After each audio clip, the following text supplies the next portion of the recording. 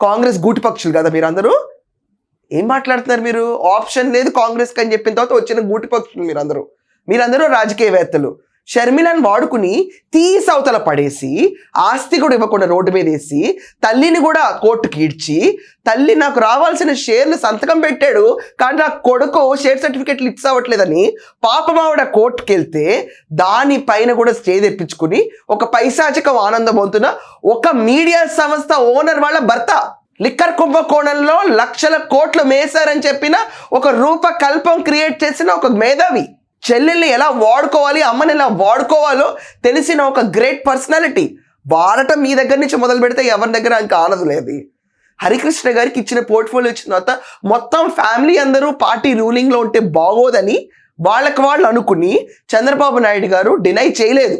It's a mutual decision. అది కూడా నీకు తెలీదా? ఆ పర్టికులర్ స్లాంగ్ని కూడా కుటుంబ పాలనే తీసుకొస్తారు ఎప్పుడు. ఇది ఎక్కడ ప్రజాస్వామ్యం?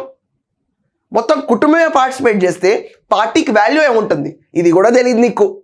వెళ్ళి మీ బాస్ని అడుగు. కుటుంబంలో ఒక్కొక్కరిని ఎలా వాడుకుని వదిలేలా అతను చెప్తాడు. లేదంబట్టి ఇలా వాడుకోకూడదు, కుటుంబ పాలన అయిపోద్ది, తిన్న వెంటనే చీకవతలు పడేయాలి మనం ప్రతి ఒక్కరిని, ములక్కాయ ముక్కకు ఇచ్చిన వాల్యూ కూడా ఇవ్వకూడదు, కాస్త కరివేపాకు అన్నమాట చాలా తక్కువ అండి ఆవిడ వాడింది. ఇతను చెప్తాడు ఈరోజు వచ్చి.